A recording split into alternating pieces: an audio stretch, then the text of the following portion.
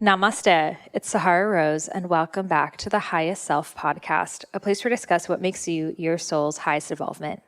If it's your first time listening, maybe this quarantine experience has brought you deeper into your spiritual practice, I welcome you. And if you've been here for the past year, 2 years, 3 years, this podcast is almost 3 years old. And honestly, it has not felt like any work at all for me, because it has been so in flow. And I'm so grateful to have created this incredible podcast community, 3 years ago now. So when we are going through this global Vipassana, we are able to come together and have these deeper conversations. So in my last Highest Self podcast, solo cast, I spoke a lot about what we could do right now and shutting off the external noises and allowing our connection to source to come through, our guides to speak to us, our clarity to unveil. Because if all we're doing is scrolling through other people's timelines, then we are going to be trapped in their timeline and not fully experiencing and observing our own. So the signs of what we are meant to do and where we are meant to go and what we are meant to let go of are all around us. However, if all we're doing is waking up and scrolling, even if we think that person's really smart or really spiritual or really wise, but if all we're doing is watching their stories, we are receiving what Source has to tell them, which is not what Source needs to tell you. So this is why it's really important for us to take those times to really just go within ourselves, to go deeper into our personal embodiment. And that is what this High Self podcast is all about. So if you know anything about me, you know that I am a modern day goddess, as it says on my Instagram. I am all about awakening the divine feminine. I have a membership community called Rose Gold Goddesses, a sacred sisterhood collective, all about honoring the goddess within with weekly workshops. Each month we work with a different goddess that I channel for that month according to the collective energy that I pick up on. And the goddess for this month of April that came through was goddess Kali Ma. I genuinely, before this, I never even thought we would work with Kali Ma in Rose Gold Goddesses because she's such a powerful goddess that, it was just too much for the average person. But we're in it. Whether we are choosing it or not, we are going through the most massive global awakening on a planetary scale, and there's no escape from it. Every single person has had their deepest, darkest fears show up in front of them and has also been given the opportunity to go inwards, to look at what is happening between your four walls and really sit with yourself and see, what am I ready to let go of? What needs to die for the new to be reborn? So in a way, yes, it is the end of the world as we knew it, but that's what we wanted. We weren't happy with the systems. We weren't happy with our government. We weren't happy with our financial system and healthcare system and all of these things. So essentially, things need to collapse in order to come anew. And we need to stay present within that process and not lose ourselves in the trying to understand and explain and this and that. I know the mind is tempted to try to understand it all, but even if we spend all of our time on all of the websites, we're never going to figure it all out. So it's really our opportunity right now to sit within ourselves, to ask ourselves, what do I really want?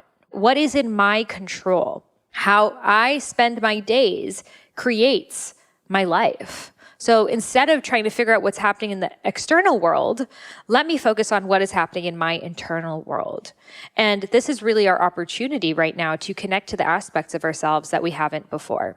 So Kali Ma, the goddess of transformation, of death, of rebirth, of the womb, the great unknown, the portal between two worlds, the place of complete darkness where all light comes forth, the womb, the very portal that each and every one of us has come through on this planet to be a part of. So Kali Ma is about essentially burning down the house not because it's to bother you, but it's because that house was not serving you. Burning down all that is not in your highest alignment so you can pave the path for what is. So this is essentially what the energy is that we're going through in a collective scale right now. And it really begins within. In the Vedas, we always say, as is the microcosm, so is the macrocosm. And what that means is you are a reflection of the world, and how you feel on an individual level creates the vibration that sets the world, forward. So if we want to have a world that is more free, more truthful, more liberated, more joyful, more expressed, that begins with ourselves. We don't put ourselves in a box and scroll aimlessly and get into fights with people on the internet and be stressed out and this and that. What's the world going to look like then? Because you are creating the world. Even in your separation, your energy is still creating the world. So this gives us the opportunity to decide, what do I want to be like? I'm in the cocoon right now. In the end of this metamorphosis, who am I waiting to become? What kind of colors and patterns do my butterfly wings want to have? And if we wait for things to go back to as they were, or we try to just hold on to everything from the past, we're not going to turn into the butterfly that we were meant to. So for me, I've taken this opportunity to, first of all, finish my book, my next book, Discover Your Dharma. I finally finished it. It was a year of writing and editing and lots of rewriting. And finally, I turned that in. I have created so much bonus content in Rose Gold Goddesses. We just did an epic dance party with 500 people on Zoom, on video, where I DJ'd a set that I played that was all like reggaeton and tribal music and dance hall and bachata and 2000s hip hop. And 500 of you guys on video camera were wearing your animal prints and your tribal gear. We were all just like dancing, and it was so much fun. It was honestly like the most fun I've had this entire year of 2020, and genuinely, because it was so incredible to be in your energy. And I've been painting, I've been learning dance choreography. I've been doing a lot of dancing and just connecting to my body and taking things slower and getting off of that hamster wheel and realizing that, I would spend so many of my days just like next, like so piled up with an endless to-do list, that this opportunity has given me that space. Like, okay, these are the couple things I'm going to do today. And then the rest of the day, I'm going to play and I'm going to be and I'm going to connect to my body, because isn't that the whole point of this life? We work so hard so we can be free, but we give up our freedom for our work. So right now, this is our opportunity to connect to that part of us that has been longing to be played with, that inner child of yours, that wild woman of yours. So Kali Ma is a beautiful reflection of the wild woman, because she is fierce. She is primal. She is connected to her divine feminine. If you look at a picture of her, she has wild hair and bare breasts and a garland of skulls and a human head. And, you could think she's scary, but really she represents that like fierce, primal, raw aspect of the divine feminine that really we have collectively been so cut off from. So, because of societal conditioning, school, our parents, etc., we have been taught essentially, sit down, cross your legs, don't wear something too short. Boys might look at you and you might get in trouble. You might get hurt from them. Be quiet. Oh, now you're too soft. This, that. We've been told from the outside world that has been trying to sculpt us into the patriarchal view of a submissive woman. And we are awakening to the domestication that has happened and saying, nope, this is not serving me. I am not Sally from next door who's going to have fresh baked cookies for you and always look perfect for you and have perfectly shaved legs and, go to church every Sunday and whatever the hell it is that your societal conditioning wanted you to be. We're not willing to do that. We are ready and fully capable of being our most radical, awakened, wild selves. So what does that wild woman mean? Well, we're going to tap into it deeply in this episode with our guest, Michaela Boehm, who wrote The Wild Woman's Way, a book I absolutely love. But the wild woman is just you in your rawest form. You without the rules, you without that voice in your head that's telling you what you're supposed to be like. Oh, people won't take you seriously if you do that. People will laugh at you. You'll lose this job, whatever it is. So I'll share a little bit about my experience of really awakening this wild woman within me. So the wild woman is in everyone. There's no one that doesn't have that archetype. But for some of us, it's more pronounced. As I teach the goddesses, certain goddess energies are more pronounced in you. So some women are born with that Kalima, wild fierceness. And for others, it's less of a primary archetype, but it's still there. And then conditioning often suppresses it.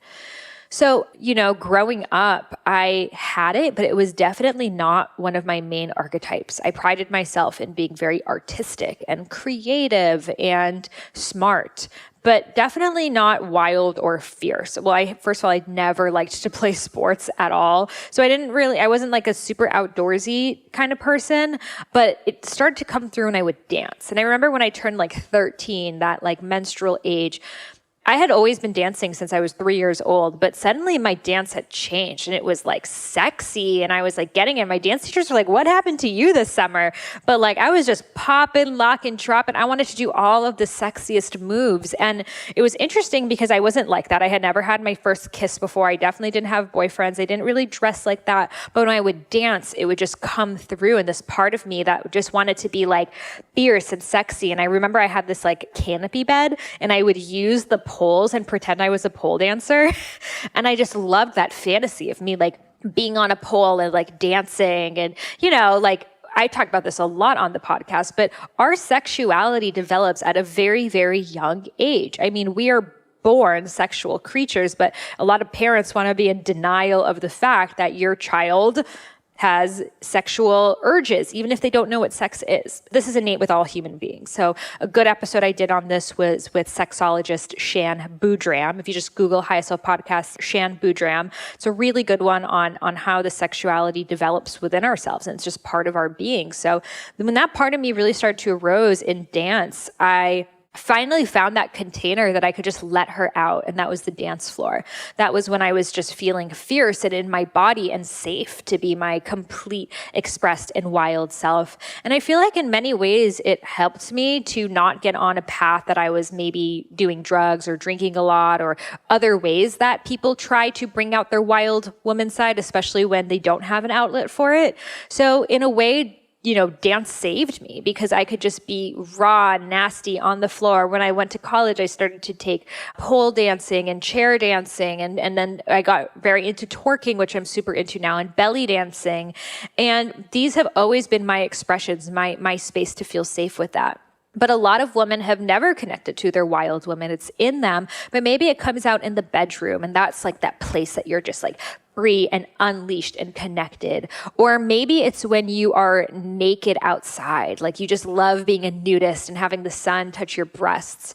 Or maybe it's when you're camping and you just love like camping and putting together your tent and, thinking about your survival and it just feels so raw. Maybe it's when you're drumming. Drumming has been a huge one. During this quarantine, I got a drum and I've just been drumming so much, watching YouTube videos, teaching myself how to drum. Maybe it's singing, just something primal comes out of you, this guttural, just like sound that is so ancestral that's just coming through. We all have this side to us. And when you let her out, you realize how much wisdom is in this side of you, how much depth, and also how much suppression has been put on her, not just in our lifetimes, but all of our ancestors' lifetimes. All of our mothers who were never even taught to connect to that side of ourselves, and our grandmothers who maybe would have gotten in trouble or gone to jail had they expressed that side of themselves. I mean, going back to the witch trials, we did a great episode with Mia Magic on embodying your inner witch, but the women who were basically burned at the stake for being a quote unquote witch were women who were connecting to that wild woman essence, that were going to the woods and were singing with their sisters and were dancing. And the patriarchal church could not understand what they were doing and said, you are crazy, and killed them for it. So a lot of us have it in our DNA that it's not safe for me to be wild. That if I'm wild, I'll get in trouble, I'll get hurt, I'll get killed, I'll get raped. And this is real because it hasn't been safe for us.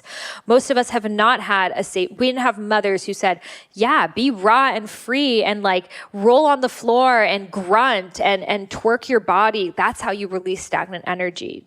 I would be amazed if you had a mother that taught you that. Like, that's incredible. What a gift that your soul chose. And most of us did not have that at all. Most of us, if we started to do that, we would have been sent to like boarding school or something. So because of that, our wild woman has been very dormant, very asleep. And this quarantine is the perfect opportunity for you to bring her forth. Because maybe the things that you were shy to do in front of other people, maybe you've always really wanted to just really whine and get sexy in your hips and do circles, but you've always felt like you don't look good or you don't know what you're doing, etc. So you've never done it, on a dance floor, let alone at a club or something. So now you're at home and you get to do it. You get to play that music. You get to get in your body and get on the floor and look at the mirror and make eye contact with yourself, Maybe you haven't had time before to go slow and just caress your body and take a bath and just stroke your inner thighs and rub oil into your skin and into your breasts and let yourself just feel sensual and awakened, because you didn't have time to do that before, and now you do. So instead of wasting the time on social media, what if you took a really sensual bath and maybe you had a self-pleasure practice at the end of it, We get to be the lover that we've always wanted. It is not outside of us, it is within us. Most of us are seeking rapture, to be essentially taken over by this sexual energy that, this is the yearning of the divine feminine, to be raptured. But what if you raptured yourself? What if you caressed yourself? What if you loved yourself? What if you fed yourself chocolates and grapes and strawberries while massaging oil into your scalp and listening to your favorite music and adorning your room with rose petals?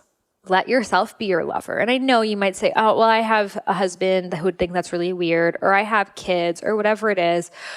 Well, first of all, they're not going to learn to love themselves if they don't see their mother or their partner doing that. So it is very important, no matter what is going on in your life, that you carve out some time for yourself, for your wild woman to be released, because that is you in your purest and truest form. You need to still connect to that part of yourself, even if you are in a maternal stage in your life, that you have children. That wild woman is still there. And when you don't allow that wild woman to come out, she turns wrathful. She turns into yelling and snapping at your kids and at your husband and feeling unloved and unsexy, which makes you angry, which makes you actually go more into your masculine. So maybe mommy's going to have some alone time right now. You close and you lock the door and you dance, or you massage yourself, or you take a bath, or you do a ritual, or you light some candles, and just bringing more sensuality into your day, Maybe you diffuse some essential oils, or you just wear an outfit that you feel really good in, or you do your hair, or something that just makes you feel more in your feminine and more beautiful. So there are so many ways to connect to your inner wild woman. And I thought that this would be a really powerful podcast to have right now, because so many of us are feeling super domesticated. We are feeling trapped in our homes. We're feeling disconnected to the part of us that travels and gets lost in the jungle and hikes. And I shared in the beginning of this interview with Michaela that I have been having nonstop dreams of myself in the jungle, naked, swimming, dancing, drumming, just in a trance to the music, and missing that because I was actually supposed to be in Bali performing and teaching at Bali Spirit Fest, and missing that part of myself who's really, in a way, been dormant because I have had so much work in the past year or so since I last went to Bali. But I have been making it my priority to bring her out. And now I actually feel more connected to her than ever before, because it's not just when I go to Bali. So it's not just when you go on a retreat or when you go to an ecstatic dance, but make it a part of your everyday life. So I am just making dance a part of my everyday life, something that I just do. It is part of, my self-care practice, my exercise. I drink my tea and I dance, and it has so deeply connected me to my wild woman, and has just made me radiant. Like, people are like, your skin is glowing, you look so good. I'm like, I haven't had any sun, I've been in my apartment, but I've just been dancing and shaking. I did a whole shaking tutorial in Rose Gold Goddesses as part of the Kali Ma Circle, and we have a whole 20-minute shaking tutorial of how to just connect to that primal energy and just grunt and scream and let it out. So you could find all of that inside Rose Gold Goddesses. The link is over in my show notes, rosegoldgoddesses.com. But this is really the time to connect to your inner wild woman. Let her come out, let her be free, let her roar and scream and howl at the moon and roll on the ground and just be connected to earth, because earth is not just feeling our feet on the ground. While that is extremely powerful, but if you're in a place that you just can't do that right now, Goddess, you have earth inside of you, your womb. Our womb is the earth. Our womb is the portal. Our womb is the vacation, the goal, the answer. Everything that we are really seeking already exists inside of us. And as feminine bodied beings, our womb is our most powerful energy when you can connect to that aspect of yourself, that beautiful, all-knowing, grounded crystal that you have inside of you all the time, the portal between the two worlds. You realize that everything that you are seeking is already inside of you. So I also have my whole womb meditation too in Rose Gold Goddesses, and just deeper work to connect to your womb, your yoni, your physical feminine body. And as I talk to Michaela in this episode, it is so important for us as women to realize that spirituality is not about leaving the body. It's not about disconnecting from your body. It's not about levitating. It's actually about being in your body. It is embodiment, to be here in your physical form, in your womb, in your yoni, on earth.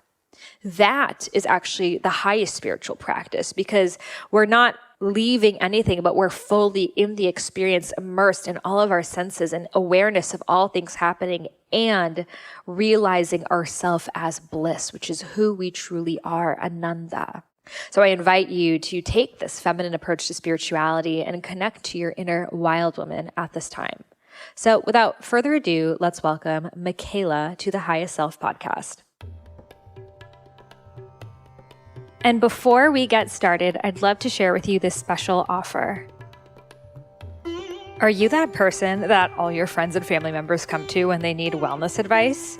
Are you constantly looking up new ways to heal and balance your mind, body, and spirit, including listening to this podcast?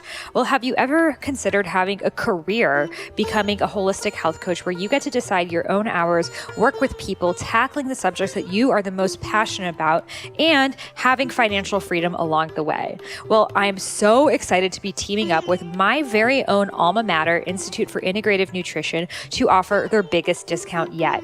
You'll receive $2,250 off tuition, an extra bonus that they're offering just with my Highest Self podcast listeners on how to launch your dream book. This course is going to get you super clear on what your book is about and how to bring it out into the world. I've created a webinar for you on how to have a thriving business as a health coach. So using social media, creating passive income, how to have a wait list of clients and become the best known coach in your niche with raving testimonials. Tickets to a live upcoming IIN conference where I will be meeting you over there. Super excited to connect. And a bundle of all digital wellness guides like Ayurveda, self-love, whole food eating, etc. So all you have to do is head over to my show notes. You'll see the link over there. It's a little bit.ly link. It'll take you right there. You'll be able to receive a sample class, check out the curriculum, get all your questions answered. And I'm so excited to have you on this mission, raising the vibration of the planet together as a health coach. Again, head over to my show notes. You'll see the link right there, and I'll see you inside. What's your dosha? Well, if you want to find out, I invite you to take my quick little quiz over on IamSaharaRose.com. And in a couple questions, I will let you know the exact percentages of the doshas in your mind and in your body, and email you a free 3-day mini course on how to include Ayurveda into your modern lifestyle. So head over to my website, IamSaharaRose.com, to discover your dosha today.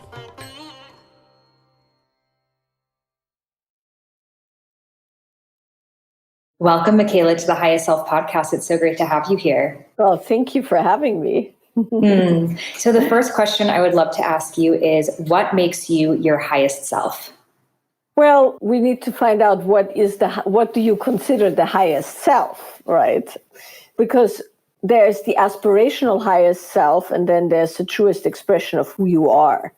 So I'm assuming you mean the truest expression of who you are, right? But it's very important to feel that, because sometimes when we hear highest self, it's an unrealistic standard we set for ourselves based on what we think we should be. And within kind of the aspirational striving of being something that we're actually not, there's a lot of suffering, and there's a lot of spinning of the wheels based on wanting to be something or trying to achieve something that's neither needed nor feasible. Mm-hmm. So when I think of highest self, I think mostly of the truest expression of who we are, kind of an unabashed being ourselves, regardless of what the societal or internal or external through friends or family or, employment requirements are. So that's that. And then you were saying what makes me, I don't know what makes me tap into it. I think I have finally arrived at a place where I'm just who I am. And I'm pretty good and comfortable being myself without excusing myself for being too loud, too much, too old, too young, too whatever, right?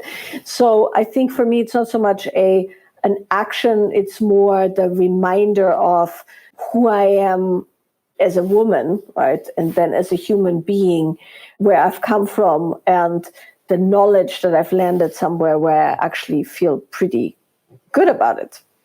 Beautiful. You're just completely in that embodiment. There's no separation.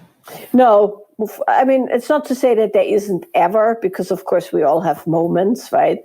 But for the most part, I've landed somewhere where I'm just me, and that embodies 24/7, so to speak. Beautiful. And I think that so many people right now are finding the tools and the practices to become so integrated into their lifestyle that it's no more this striving. It's just, this is how I live my life. Right. And I think that's important, so that you're not constantly aspiring to something that can't be had. So I absolutely love your work. I love your book, Wild Woman's Way. I love your podcast and just learning from you. You have taught so many people who inspire me, and I'm so honored to have you here on the podcast, especially at this time when I have been having these reoccurring dreams where I am naked in the jungle, dancing and swimming and in a drum circle. And I wake up and I'm like, shit, I'm in quarantine. And I think so many of us are feeling so disconnected right now from that earth, wild, primal soul energy inside of us. So I would love just your tips to tap into more of that essence, given the situation that we're in right now. Yeah. Well, there's two aspects to this, right? The one aspect is the cold, hard reality of here we are, right? I just got off a call with my women's group, and people were essentially saying the exact same thing, right? People dreaming of being hugged, people dreaming of being out in nature and things like that. And that is something none of us in the Western world have experienced, really. We haven't had a situation where we were forced to do things that we didn't want to do and be places we didn't want to be. So there's an actual reality there that we have to accept, and that is very, very painful. But when you pull out from there a little bit, right, then you can look at the fact that we've just been really lucky, right? We're not incarcerated. We're not in a refugee camp without a place or a country to go. We all have still running water and electricity and food supplies. They might not be as ample, right? You might have to use a washcloth instead of toilet paper. Boo-hoo, right? But at least we have these things. So it's not the worst set of circumstances we could find ourselves in. And within our set of circumstances, we still have a lot of internal freedom. And when you look at real practice, right, not the self-indulgent, well, we like to do things because they make us feel cool practice, but the practice that creates a life of substance and depth and joy, then we can look at the fact that you can do those practices regardless of the circumstances, right? And you hear this sometimes, for instance, the Tibetan monks who were incarcerated, you hear that there a lot, who were essentially saying, well, this is not much different than being on retreat. It's a big, it's horrible circumstances, but in my mind and in my body and in my practice, I am still rested. I'm still whole, I'm still complete. And that's definitely true for us in that set of circumstances. Yes, we're not able to be naked in the jungle, which sounds so good. Yes, and I just spoke with a woman who's in New York City in a tiny little apartment and things like that. But nobody has taken our internal resource and our internal landscape away. So you can still be in the jungle naked in your own apartment. You can make it warm, you can make it dark, you can have a shower or a bath, you can grab some oils, you can put some music on, you can close your eyes, you can create a set of circumstances that still access that kind of sensation, right? You can still travel internally in your mind, in your practice. And that is, by the way, what good practice is, that you can pull it out and you can access it in the not ideal circumstances, whatever they are, right? A refugee camp, an incarceration, being in a hospital, being unemployed, all of those kind of things. You still have your inner landscape. Yeah, so beautifully said. Right before this YouTube video popped on that was like a follow along African dance class. And I just did it. And because I have been missing that jungle energy, and I did this beautiful African dance class. And my body really didn't know the difference. I still feel like I'm dancing with people. I'm still doing the movements and I'm still feeling the ecstasy move through me. And of course we could say, well, I want the human touch. I want the actual sound of the drums. But right now we got to see how far we can take the things available for us and make them our own. Yeah, exactly. And that's why I'm saying we all have internet, right? We all have still means to connect. And so it's really a time to turn towards the discomfort and work with the discomfort, knowing that on the grand scale, this is a fairly limited amount of discomfort, but train ourselves to have kind of a fortitude and a strength to move towards and turn towards and make the best. And I was just saying this as well on that previous call. I mean, I'm on the road for traveling and teaching, and I love it. Like, to me, there's barely anything as ecstatic as getting on a plane or getting off a plane in a different country. And so that's not possible, of course, right? And also I'm nomadic by nature. And at the same time, there is so much to be gained in the time of being, on retreat, so to speak. And so I've really done what you just described, which is gone to teachers, like dance teachers, that I don't get to see ever because I'm on the road. And, now I can do it at home. And also I've noticed some things I probably wouldn't do in public because I've never done them and it's awkward, or I don't want to do another, hour and a half of something because I just don't have enough time or stamina or whatever, right?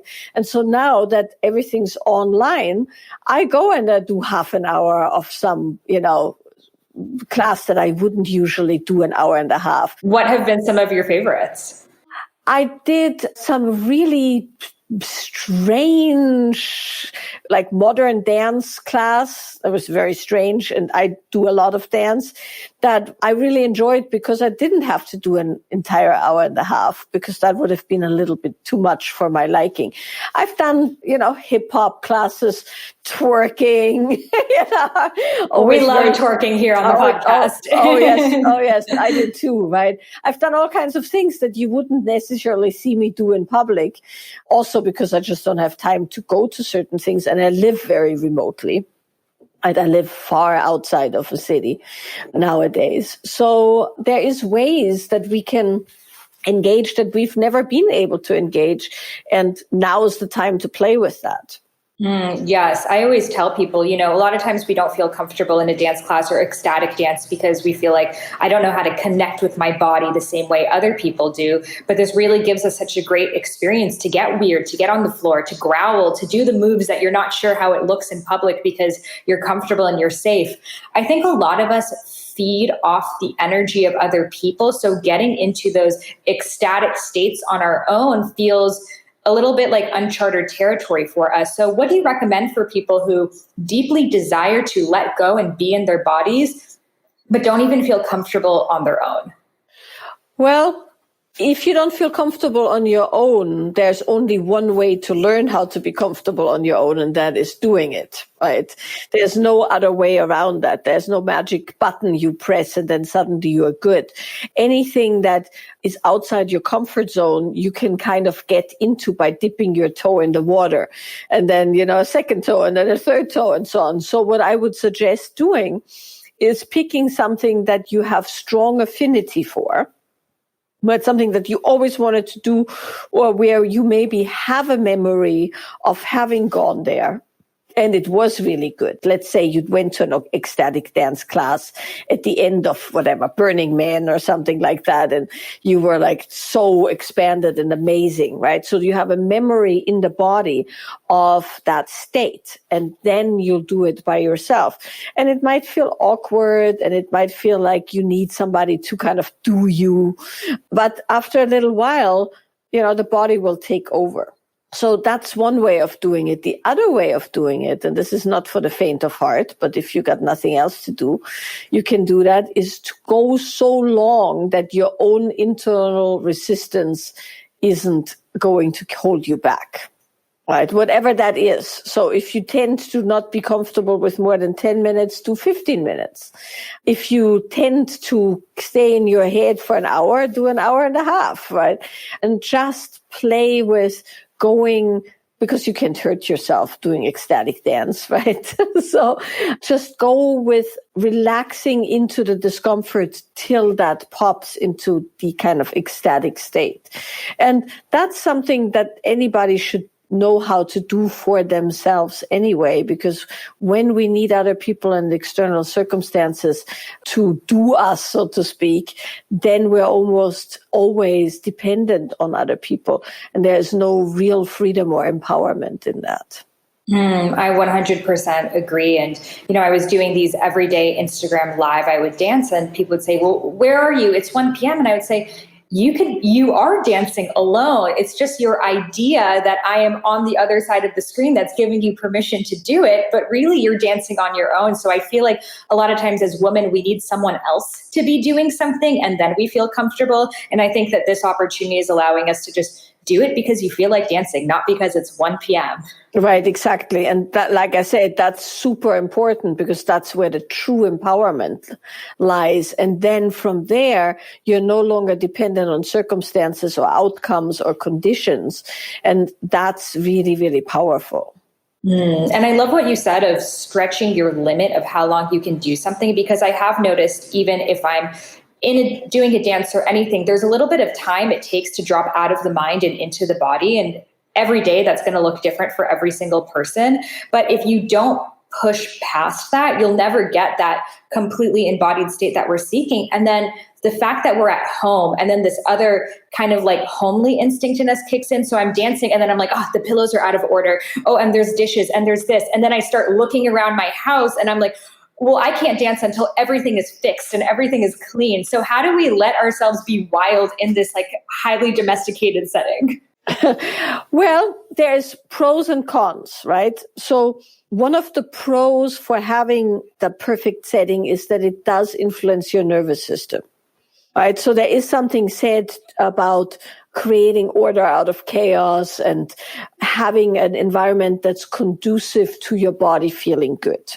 It's not that easy. It's not impossible. And there's, as a matter of fact, for instance, in the way that I was trained, you are actively exposing yourself to very unpleasant environmental circumstances, so you learn how to relax. But in the beginning, there's really something to be said about entering your body into beauty and order and cleanliness so you can relax, right?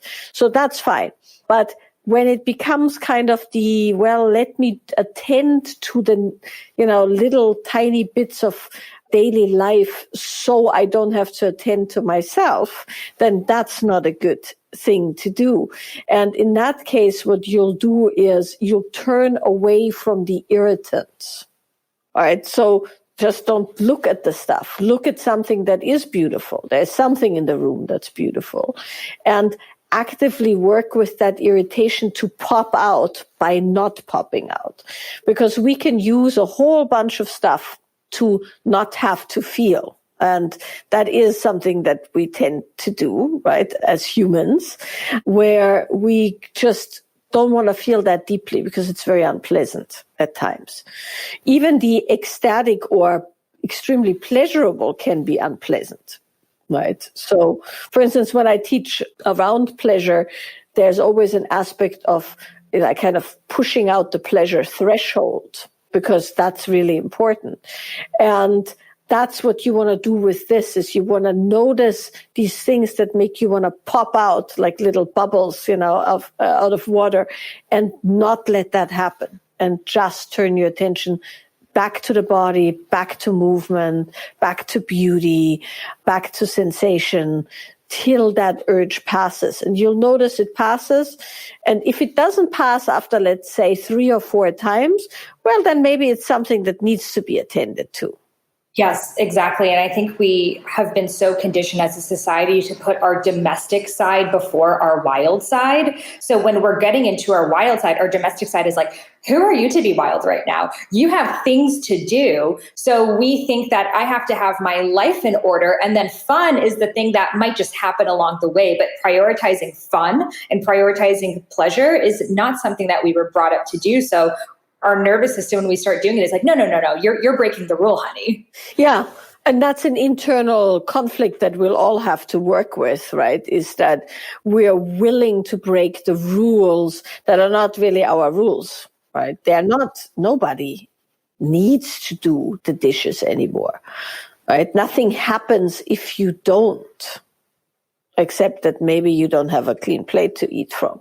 but even more wild. Yeah. Exactly. You just eat out of your hands. But the have to is an externally imposed by us for the most part, right? We don't have a lot of the rules and requirements that, let's say, our grandmothers had, right? Or even further down the road, our great-grandmothers, where there was a lot of pressure and convention. And we have unconsciously or sometimes societally taken over these things that are no longer necessary or even applicable, and use them to keep ourselves down. When you really, really step back, there's very few things you must do. Right? And within the things you must do, you can always reframe them as this is something you choose to do because you decided to. And that's a growing up of a certain way, is when you kind of take full responsibility for everything that you're doing.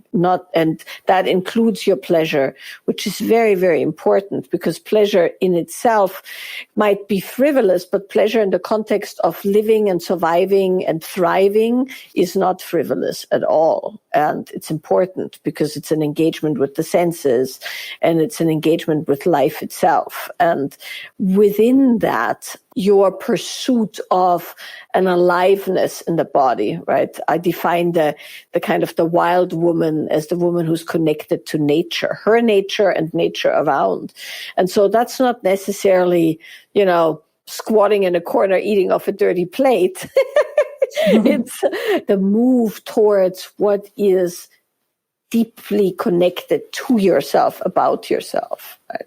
I love that so much. And I think so many of us right now are reawakening to the fact that we took that for granted. We took the fact that we could have danced in circle and been in nature and done all of these things for granted. And now that it's not there, we're wanting it so much. And I think in a way, Earth was like, you guys don't appreciate me enough. So I'm going to show you what it's like to live without putting your feet in my beautiful dirt. So you miss it so much. So when you come back to me, you are kissing at my feet. That's right. Exactly. Because how often have we really done the thing that we're missing now? Mm-hmm. Right. And that's the invitation. The invitation is always to come back to what is most important to you and find a way to do that, and not defer that for when your career is fine, or when you found the perfect partner, or when, the circumstances are just right. It's a do now or never kind of a situation. And we don't remember that till there is some disaster or some, situation that makes us. So I always saw those memes like 9 months after the quarantine, there's going to be all these pregnant women. And I'm like, really? Who's having a lot of sex right now? Like, I feel like people are very stressed out and there isn't that much polarity because you're literally stuck in a room with your husband or partner. So how can we create more polarity in our relationships when we're literally spending all of our times together and all of our shadows are coming to surface and we kind of need to be everyone for a partner, and then also prioritize personal pleasure? Well, I think you have to look at this in the short run and in the long run, right? I think we're still at a moment in time in this situation where we have to consider short-term solutions. And short-term solution is not creating sexy time. Right. Short-term goal is stabilizing the nervous system, stabilizing communication, stabilizing, harmony at home, and an understanding of your partner. That's really the most important thing right now. I'm sure you've heard this. Domestic violence cases have gone off the chart, right? And which is heartbreaking and so distressing to me personally, very distressing, right? So I think the important piece for all of us is to go, okay, well, yes, maybe we're not having crazy hot sex. And you know what? That's okay, because what we really need to do is take care of each other, understand each other, ask the questions that support your partner, do the things that make it so you don't want to kill them. Literally or figuratively. So, giving a bit of space and spending a bit of time in different parts of the house, asking how somebody's doing and demanding very little from them. I think that's really, really important, because polarity, there's a whole bunch of stuff that can be said. The most important thing is that most people, when they're really stressed, fall into one of two categories.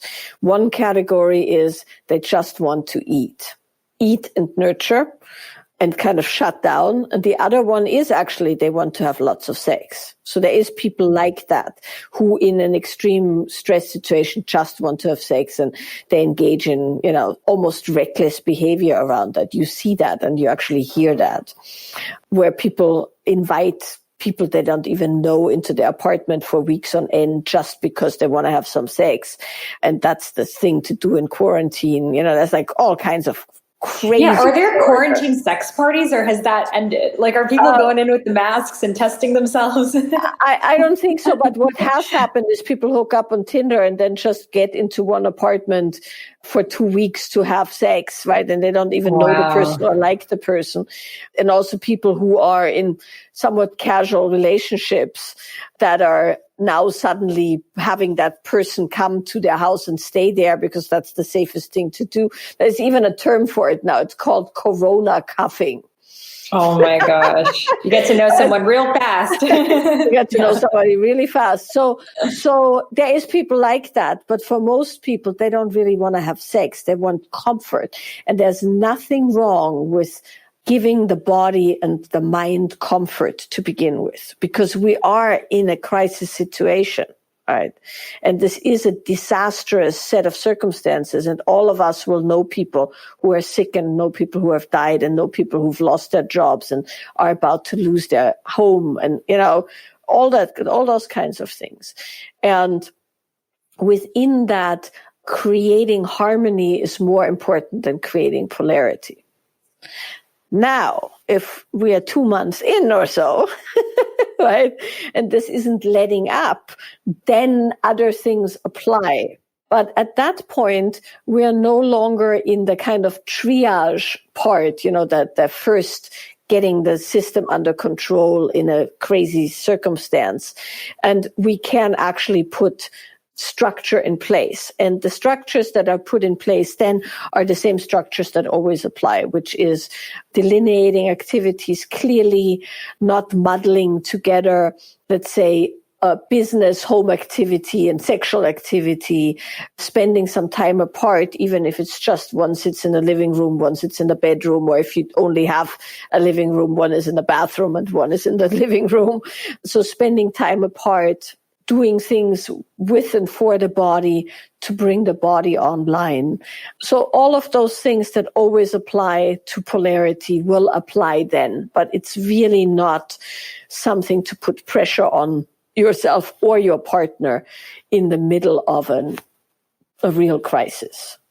Yeah, I think that's really well said, because a lot of us, we think, oh, well, now something's wrong with my relationship because we're not having as much sex and there's not as much of a spark. And now it's like another thing that's going wrong right now. And just to understand that you're more like bears hibernating together potentially right now than like two tigers wanting to pounce on each other. That's right. And if you look at it once again in the context of, let's say you have just lost your country and you are trying to make it to safety in Greece or something like that, right? And you are dragging your 5 belongings and your child across some parched landscape. Sex isn't what you're looking for. Right? And this isn't much different. It feels different because we're home and in our, environment. But for the body and for the nervous system, it's an enormous threat. And within enormous threat in our system, our priorities have to change. And no, now is not a good idea to have heavy conversations or work on that, lost polarity. Now is a time to shore up understanding, nurturing, communication, mutual acts of service. If you are lucky enough to be quarantined with somebody, focusing on touch for nurturing and nourishing versus touch for turn on to begin with, right? And then, like I said, if this becomes the new normal, then you work on it differently, but that's not for now. Yes. So well said. And I know a lot of people right now are quarantined alone, and I think they feel very guilty, first of all, about having a self-pleasure practice right now. And they're so in their heads. How can we get back into the body and not, check what's the latest on CNN? Right. Well, you said it very well, right? You can check what's the latest on CNN. If you do, that will create more of that stress response, right? So one good strategy is to have a source that you trust, whatever your source that is. And most of those sources have news briefings. So, for instance, I get an email every morning that has a news briefing in it, and it has all the different aspects of the stuff that's going on. And that's all I check. And then in the evening, before I go to bed, I'll check we have like a county announcement where they have the local cases and the things that need to be known. And I'll do that in the evening when they bring out their newest statistics. And that's all I do. I don't go on there at all, because the thing is, if you're doing the things you're supposed to do, you don't actually have to check, because it's not getting worse for you. You'll find out when it gets better, right? But it's not getting worse for you. So all you need to know is there any imminent threat to your existence? Or is it loosening up? That you can ascertain in one thing a day. And then the rest of the time, you have to focus on keeping your body and your mind in optimal conditioning. And so pleasure, and that doesn't necessarily have to be self-pleasure in the sexual way, but you could self-pleasure by drinking your water in a nice cup, right? Which is what I do. Or putting moisturizer on my hands and massaging my hands every time I wash my hands, which is a lot, right? And using all the opportunities we have through the day to give our body touch and pleasure and aliveness. And then if you do have the bandwidth to do actual sexual self-pleasure, then you can put that also in the context of giving your body an optimal environment. Because of course we do know that pleasure helps the immune system and it keeps our hormones as even as they can be, and it opens our body and it opens our hearts. And so you can look at it from the standpoint of self-care and the standpoint of doing the best for your body you can. And I was saying this on my call to my women's course an hour ago or so, right? What I have to do, because I have an enormous amount of work. I'm writing a book and we've just launched a new online course and, events had to be canceled. And so I can work 14 hours a day, no problem if I wanted to, and sometimes do. So I had to go, well, what if these are my last few weeks on earth? Right? What do I want to do for myself, with myself? And the answer is certainly not emails or organizing my closet, right? The answer is doing my practices, engaging with my animals, having pleasure in the body, feeling alive, feeling connected. And so, of course, we all have to do the work, and of course, we all have to do what gives us sustenance. But at the same time, we can pivot away from the drama of it all and focus on the real drama, which is what would you do with your precious life if it's coming to an end, which it always could and is for some people, right? And not just old people. Yes. And I think that's always been the case, as you're saying, and now we're just aware of it. And this awareness of it is really allowing us to see the fragility and the gift that life is. Right. Exactly. Because you can step out of the house and get hit by a car, and then that was that, right? So pleasure and self-pleasuring is not an indulgence if it's held within the context of a bigger life. Yes, if you're on some trip, right, where that's the thing that you do because it makes you feel validated by other people, yeah, it's a bit boring, right? But if you actually look at it as an expression of who you truly are, and if you connect with the deeper movement towards aliveness of your organism, then it's a perfectly fine and reasonable thing to do.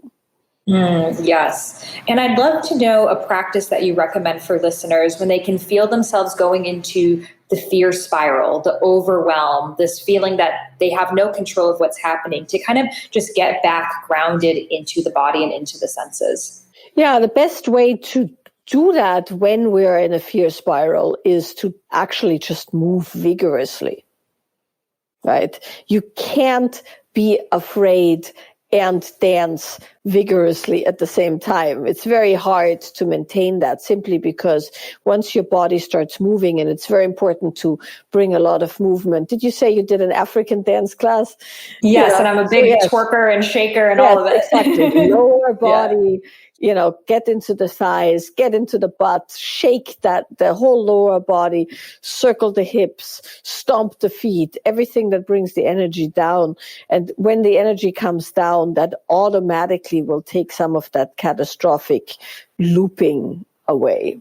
I love that. And I've been sharing my shaking practices, just playing some beautiful tribal music and shaking and having the audible sound. And I think a lot of the people right now, it's again coming to that, even if they're alone, what will my husband think? What will my neighbor think? What if they hear me? So how can we drop that people pleasing like nature that we have in ourselves that's preventing us from being fully expressed and unleashed in our authenticity? Yeah, right now we could go, well, what if our life depends on it? Right? Would you really care if the neighbors hear you? Probably not. Right. You could also think that within reason, right, because some things are annoying to other people, but within reason, you're giving them permission to also express themselves. So in general, it's a good idea to always put your practice in the service of all beings and not just yourself. And so if you can feel that your expression and your shaking out your body and doing the things you need to do is not just for you, it's also for your husband, your children, your neighbors, your community, then it's a bit easier to step out of that self-contractedness. Yes. And I love that. What if your life depended on it? I think we would look at it again in that different lens. And I think we look at something again, like shaking or dancing, as still slutty, as something that a good girl doesn't do. And because of that, we have this guilt around doing it. So I love that context of, what if this was your life force? What if this was what fueled you up for this entire experience, who God knows how long it's going to be? Exactly. right? And then it is taken out of the context of what's wrong or, you're not being good and all of that into you're actually doing something that serves everyone. I love that. And I'd also love to ask, in terms of meditation, I know a lot of women, they feel like meditations that we're taught are very, Shiva consciousness, very about the masculine, the awareness, the separation from the body. How can we bring more of that femininity and that presence and that Shakti into our meditation practice? Well, you have to consider that having that Shiva consciousness is not necessarily a bad thing, even for a woman, right? We all need to also be able to have intense focus and stillness and the ability to see things through and set the boundary and be organized. So you don't want to throw out the baby with the bathwater, so to speak. Not everything we do as women has to be feminine. Right? Because we also need our internal masculine to be cultivated and strengthened. And particularly if you tend to be fuzzy and all over the place and not so able to straighten yourself, you might want to do a little bit more of that kind of meditation.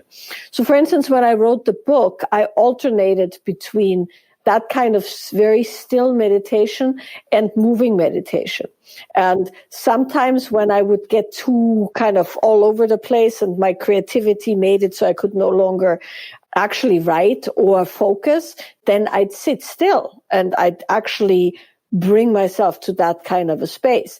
And then if I got too rigid, then I did moving meditations, movement, nonlinear movement, dancing, things like that. So that's the first consideration is that, it's dogmatic to say we shouldn't be that. We might need it. These are all just tools. And in a good tool chest, you have tools for everything. And all of those tools are sharpened and ready. Right?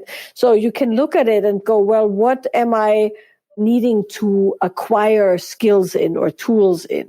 And if that kind of focus and consciousness is something, then you do that.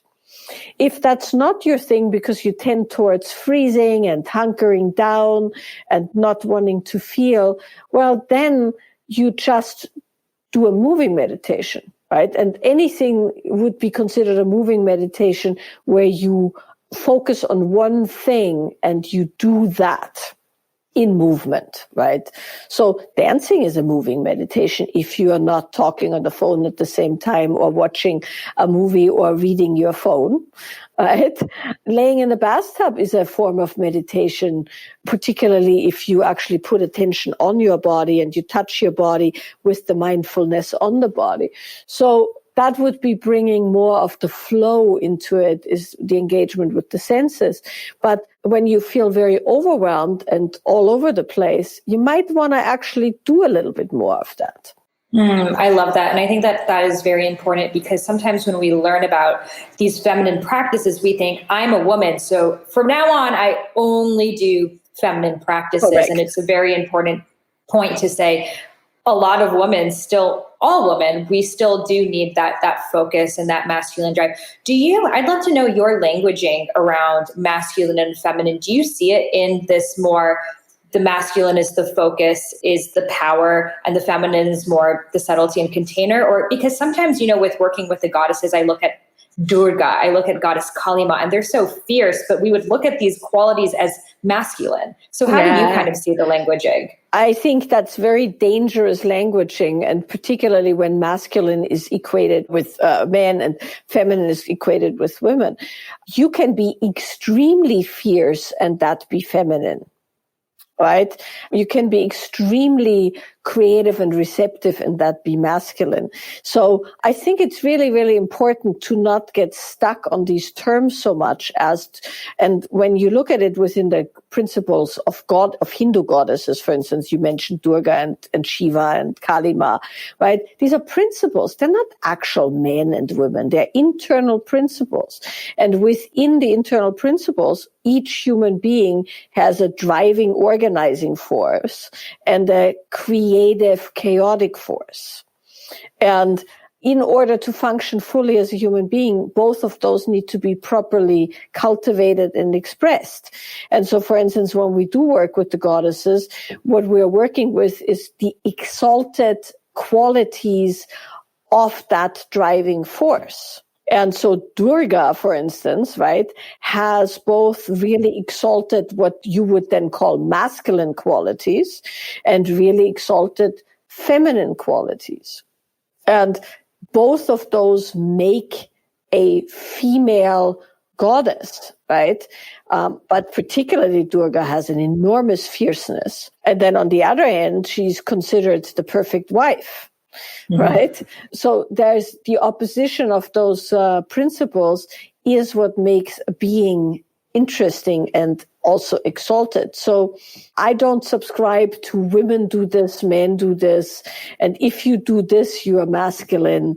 Right. Because you can do all kinds of things, as a woman that make you kick ass. Like one of my big heroes is Annie Oakley. Annie Oakley was a master markswoman in the Wild West, and she could shoot like very few people could. And she actually toured with like a kind of not a circus, but like a show through the West shooting, right? So you could say shooting is a very masculine thing, and it was at that time in the Wild West something that was predominantly done by men, but not only, because most prairie women and pioneer women had to have guns and had to, kill and shoot to survive and eat and stuff like that. So there's a photo of Annie Oakley where she is in this, classic, like American West corset, long skirt, a high-necked dress, and she has this long hair that are done up in these, in this elaborate thing. And she's looking into a mirror and she's holding her gun, and you see her from behind. So you can see her face in the mirror and you can see her gun, and you can see her tiny little waist. And it's so kick-ass to see at a time where women had so little rights and so little opportunities, her taking the right to be who she was fully, right? She didn't wear pants and, cut her hair. She was fully expressed as a woman. Was it convention or because she liked it? We don't know. But she was fully expressed as a woman, and she had some really strong masculine ability as a sharpshooter. Right. Mm. And also as a woman who was able to make her own living in a time when that wasn't okay and stuff like that. So I think it's really important to divorce ourselves from any kind of dogma or lens, because when we go into this whole masculine feminine thing, we are essentially just regurgitating 1950s housewife bullshit with a tantric twist. And, right. And that's, our mothers and grandmothers didn't fight for that, and we shouldn't fight for that. We should be who we are and optimize our gifts for ourselves and in the service of anyone, however that looks.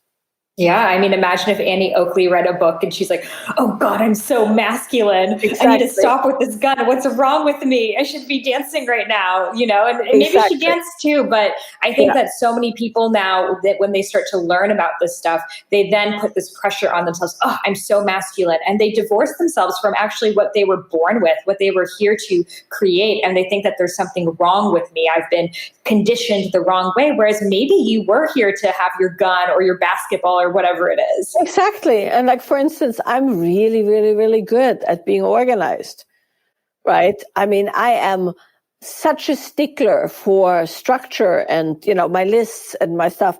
And I don't know how to say that. That's a natural gift I have, right? I can get a lot more done in a couple of hours than most people can in a week because I have a natural gift. And how I know it's a natural gift and not some kind of coping mechanism, it actually makes me happy, right? My body's relaxed and open. I'm all happy with my lists and my getting stuff done. I have no suffering around that. And it actually helps everyone around me. So yeah, you could see that's a masculine trait. I don't see it as such. It makes me fully expressed as a woman and as a human being. So I think it's very important that we don't make ourselves go into yet another round of we're wrong. Because when a woman says to herself, oh, I'm too masculine, well, what's the difference between that and when she was a housewife in the 50s in a nice little outfit with the casserole, Now we have like sparkly outfits and we do belly dancing, but it's the same bullshit, different day. Absolutely. If it's not authentic to you, it's just another role that you're playing. And it would be so fascinating to see if we didn't even have any languaging around any of this stuff, how would we have shown up in the world, without trying to fit under any kind of label or, I think a lot of it is to be desirable to the opposite sex. And we think, oh God, I have to wear a flowy skirt and, do the yab yam and devote myself as a tantric goddess. And for some people, I think that is completely them and their authenticity. And for some people, it's just this new age costume that they're wearing. Yeah. And also it's not true of them, right? And there's so much tension. So you see it all the time, right? The people sitting on each other's laps and have no idea what they're doing. And they're so stressed by it. And of course, that's the opposite to the full flow of energy. So it's much better to know less and look less cool, but actually feel and perceive and connect. And not everybody is that kind of a person. And when we kind of condition ourselves to have to be a certain way, we're still in shackles. Yes, letting ourselves be completely free, exposing ourselves to all of the possibilities out there, and then also not pressuring ourselves and jumping too fast into something that we don't even feel comfortable with yet. Exactly. So that's actually going to just cause more damage for our nervous systems. Well, I love all of your wisdom. I could talk to you for hours, and I know my listeners are feeling the same way. So how can people connect with you, read your book, sign up for your courses? Yes. I'm assuming you'll post my website on your show notes, right? Yes. So michaelaboehm.com, my full name.com. And there's online courses. There's the Wild Woman's Way online course. There's the Awakening the Pleasure Body course, which are both at home, self-guided stuff. Once we're out of quarantine, there's also loads of in-person events I do. The book is out everywhere. It's The Wild Woman's Way. And good place to also check out stuff is on my Instagram and on the website. There's also a tab that says Listen. There's a news tab and a Listen tab, both of which have enormous amounts of free content. So my podcast is mostly answers I've given to people having specific questions and teaching. So there's lots of free stuff. I think there's about 80 hours of free teaching on the podcast now. So there's lots people can do if they feel up to it. Yes, I love that you're teaching at such a more advanced level. And for the people who've kind of dove into this work and are wanting more and to really get at the core of it, I just love your approach. And I listened to Wild Woman's Way on Audible, and I loved listening to your voice narrating it. I would be in the bathtub, like doing all of the practices. So thank you so much for creating that. And I can't wait to read your next book. Yes, it's coming. I think 3 weeks from now, I'm going to take a writing retreat. Might as well use this time here and write another book. Yeah. I can't wait to read it. Thank you so much for being with us today. Yeah, very, very welcome. Thank you. Can everyone go, That's what we've been doing in Rose Gold Goddesses, just to connect to our inner Kalima, our Shakti, our wild, feminine, fierce, powerful, and pure energy within ourselves. I love Michaela's work so much. Be sure to check out her work, A Wild Woman's Way. And if you're interested in tapping into your divine feminine, your inner wild woman, your creative woman, your abundant woman, your compassionate woman, your sensual woman, all of these aspects of yourself, we have them available for you in Rose Gold Goddesses. Every single month, we are working with a new goddess energy. As soon as you join, you will have access to all 7 archetypes we've already worked with, my masterclasses, workshops.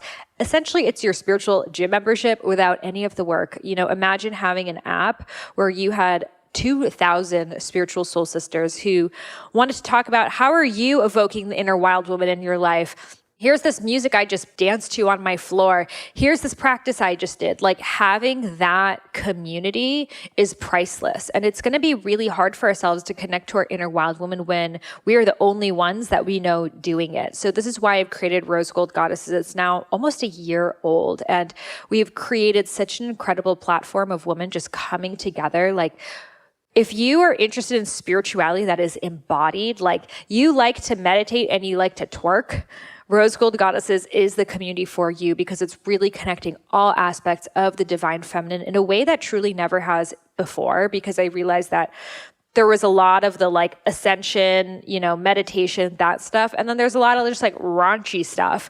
But how can we bring this expressed, pure, wild, ecstatic, but also abundant, also in her power, all of these aspects of the feminine integrated into one form? And that is really what it is, in my opinion, to work with the goddess, the divine form of the feminine. So if this is striking a chord with you, you're interested, you're curious, you're eager to be part of a community, receive this content, and take this quarantine opportunity to really merge with your highest, most embodied self, then I invite you to join us in Rose Gold Goddesses. You could find that over at rosegoldgoddesses.com, plural, and I have that link in the show notes too. If you loved this episode, I would love to send you a free gift, which is the first half of my unreleased book, Eat Right for Your Mind Body Type. This is a different book than Eat Feel Fresh, my first book ever, which is not released anywhere, and I am gifting it exclusively to those who leave a review of my podcast in the iTunes store. So all you got to do is head over to iTunes, where you may be listening to this podcast, and leave a review. Take a screenshot that you've left it and email it over to me at Sahara@eatfeelfresh.com. Again, that's Sahara, Sahara, at eatfeelfresh.com. And I will send you back the first half of my unreleased book, Eat Right for Your Mind Body Type, which goes all into Ayurveda, doshas, plant-based nutrition, body types, all of the things in a really fun and engaging way. So this is my gift to you for free for supporting the podcast. Every single review I personally read. It really helps the podcast be listened to by more people so we can raise the vibration of the planet together. And I am so grateful to have you on this journey. Thank you so much for listening, and I'll see you on the next episode. Namaste.